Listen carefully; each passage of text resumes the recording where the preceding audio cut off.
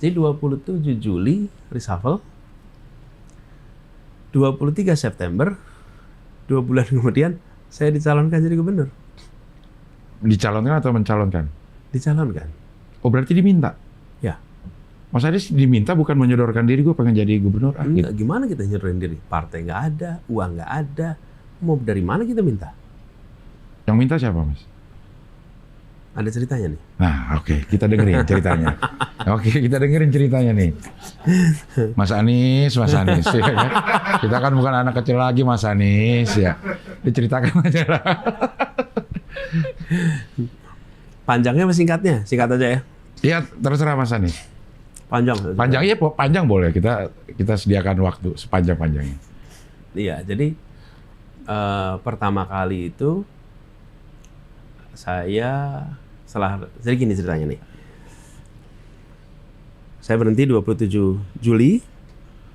Kemudian saya bilang kepada kementerian, tolong kabari ke New York karena akhir September, tanggal 23 September, saya dijadwalkan berbicara di New York. Ada sidang umum PBB yang ada side event bicara pendidikan, saya keynote speaker di situ. Kapasitas Menteri Pendidikan Indonesia. Ya, Oke, ya. Nah, karena saya udah nggak jadi Mendikbud, jadi saya bilang supaya kabari ke sana, saya udah nggak jadi Mendikbud. Ya. Supaya kenapa? Karena komitmen udah bulan Januari. Ya. Bayangin Januari itu September, Juli saya nggak jadi, nggak lagi menteri. Ya. Dikabarin ke sana, nggak taunya jawaban dari sana, undangannya tetap untuk Anies. Jadi saya tetap diundang. Ya. Saya udah nggak jadi menteri lagi. Ya udah kalau gitu, saya senang tuh. Saya bilang, boleh nggak saya berangkat sama istri?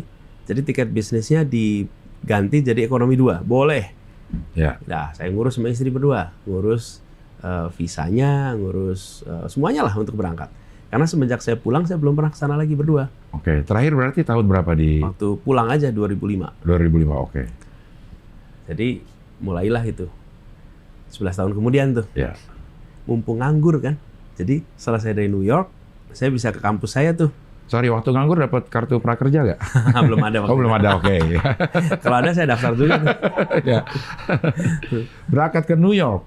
Mau berangkat. Nah, jadi udah itu kan, jadi saya siap-siap. Ya. Nah, di sekitar Agustus, saya lupa ya kapan, sekitar Agustus tuh, saya dapat telepon dari seseorang yang minta ketemu. Waktu itu, ketika ketemu, Pak Aksa Mahmud. Ya. Saya ketemu beliau hari Jumat tuh, Jumat siang. Terus Pak Aksa cerita, Mas Anies tadi pagi kami itu ada sholat tahajud di Masjid Sunda Kelapa. Pada selesai tahajud, nunggu subuh, pada dudukan di situ. Terus saat dudukan pada ngobrol, ini siapa ya calon gubernur lawannya Pak Basuki. Nah, obrolan-obrolan di situ, kesimpulan mereka cari aja salah satu dari yang di reshuffle. Terus kesimpulannya, kali mungkin si Anies tuh. Jadi saya dikontak. Waktu saya dikontak, saya bilang, wah Pak, saya belum pernah kepikir. Sama sekali nggak kepikir. Iya. Jakarta gitu. Belum pernah kebayang. Jadi waktu itu saya bilang, Pak boleh nggak saya mikir dulu nih. Karena it's never on my plan. Iya. Nggak pernah lah kebayang gitu. Terus kata itu, ya boleh lah. Saya cuma mau tanya sama ibu sebetulnya. Ibu sama istri saya. Ibu, ini ada tawaran begini gimana nih? Kalau ibu ridho, bismillah. Kalau ibu nggak ridho, saya nggak mau nih. Ini kan bukan sesuatu yang kebayang lah dalam rute. Apalagi udah kebayang tuh Jakarta. Pak Basukinya kuat sekali, angkanya tinggi, terus populer. Waktu itu kebayang tuh.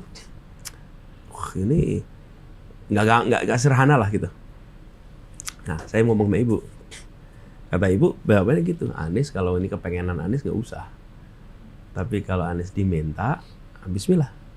Dah, saya belum jawab tuh. Iya. Gak lama kemudian ditanya lagi, saya bilang jawaban gitu. Nah, September awal, saya kena demam berdarah, Mas. Oke. Demam berdarah. Kemudian dirawat di rumah sakit. Nah, pas saya dirawat di rumah sakit itulah ketua partai itu datang ke rumah sakit nih, saya lagi diinfus kena demam berdarah. Ditanyain bersedia apa enggak jadi calon gubernur. Terus angka saya disurvei, angkanya ada. Jadi sama sekali saya ini tidak terlibat, rapat nggak ikut, anggota partainya juga bukan. Kemudian, tapi angka surveinya ada di situ. Ya. Singkat cerita, menjelang pendaftaran itu tanggal 23, saya juga tidak tahu persis bagaimana proses di dalam. Siapa yang karena banyak versi. Siapa yang mengusulkan, siapa yang membahasnya. Karena saya nggak ikut dalam rapatnya, jadi saya nggak tahu. Ada yang bilang si A, ada yang bilang si B, ada yang bilang si C.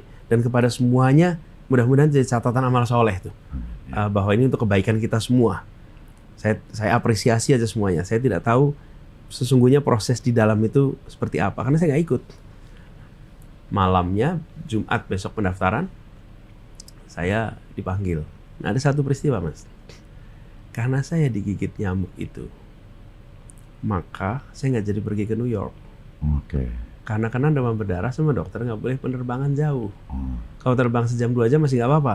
Tapi kalau ke New York tuh 20 jam. Sampai belasan jam, 20 jam gitu. Not recommended. Jadi saya berada di Jakarta. Tanggal 23 September yang harusnya saya di New York, itulah tanggal pendaftaran ke KPU hari terakhir. Oke? Oke, udah diatur ya. Jadi, saya bilang gini, kalau Allah tidak kirimkan satu nyamuk. Itu, saya nggak lagi di Jakarta. Besok ada nyamuk gua nggak bunuh dah. Kalau nggak ada nyamuk itu saya nggak di Jakarta. Iya. Nggak di Jakarta, betul-betul nggak di Jakarta. Jadi kalau itu saya nonton aja di New York. Iya. Nah, saya kena nyamuk, saya di sini. Kemudian malam-malam saya ditelepon, diminta datang ke tempat Pak Prabowo yang Pak Prabowo bilang itu, datang ke rumahnya. Saya dipanggil datang ke situ. Saya nggak ikut rapat. Dan saya juga nggak tahu proses di dalamnya gimana tuh sampai di ujungnya. Ada banyak versi lah. Dan ini pertemuan pertama kali dengan tim itu berarti? Ya. Wah. Dan saya waktu itu bekas juru bicaranya Pak Jokowi, kebayang kan? Datang ke situ, bekas juru bicara Pak Jokowi. Pak Prabowo waktu itu bilang, buat saya yang penting adalah kita harus menyelamatkan Jakarta. Kita harus mengembalikan Jakarta, jangan sampai retak, pecah waktu itu. Dan ingin agar beliau merasa bahwa kepemimpinan itu terjadi karena beliau yang mengusulkan di tahun 2012. Ya. Dan dalam perjalanannya beliau merasa ini tidak tepat, harus diganti. Karena saya yang dulu mengusulkan, maka saya pula yang harus bisa menggantikan. Dan siapapun itu, yang penting bisa menggantikan. Dan itu yang beliau sampaikan. Ya. Jadi, tapi prosesnya bagaimana, banyak versi di situ. Saya nggak berani mengutip karena nggak tahu mana yang paling sahih. Iya. Tapi faktanya saya ditelepon. Suasananya pada saat itu terasa nggak ada yang nolak sebenarnya gitu kan, memang ambil dari kandang musuh istilahnya ini. Iya, ada. Ada juga. Ada. Terasa. Terus gimana tuh ngeresponnya, Mas? Ada di suasana yang seperti itu. Ya, saya rasa gini, kepentingan kita bersama waktu itu, saya termasuk yang berpandangan, Mas, bahwa di Jakarta ini harus tenang, teduh. Kemajuan harus terjadi. Tapi menjadi gubernur di Jakarta itu bukan hanya menjalankan program pemerintah, tapi menjaga kerukunan, keteduhan, kenyamanan, ketenangan. Karena stabilitas kota ini berdampak pada stabilitas nasional. Kalau Jakarta tenang, Indonesia tenang. Jakarta tegang, Indonesia tegang. Nah, gubernur itu bukan hanya bikin program berjalan, bukan hanya memerangi korupsi, bukan hanya memastikan bahwa anggaran terserap, tapi gubernur harus menciptakan suasana yang tenang teduh, yang tidak konfliktual. Saya memandang pada waktu itu kepemimpinan tidak menghadirkan suasana tenang. Perasaan konflik itu terjadi karena berbagai macam statement. Saya nggak usah perpanjang, nanti jadi kembali ke sana lagi. Tapi saya termasuk berpandangan bahwa kepemimpinan yang di Jakarta harus hadir adalah kepemimpinan yang mempersatukan, kepemimpinan yang menjangkau semua, yang merangkul semuanya. Dan itu yang kemudian menjadi pegangan saya. Jadi itu harus berubah, nggak bisa begini. Nah, saya kemudian dapat tugas, jadi saya jalani tugas itu.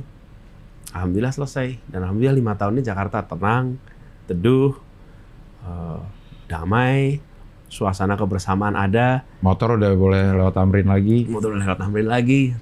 Ya, ingat ya itu.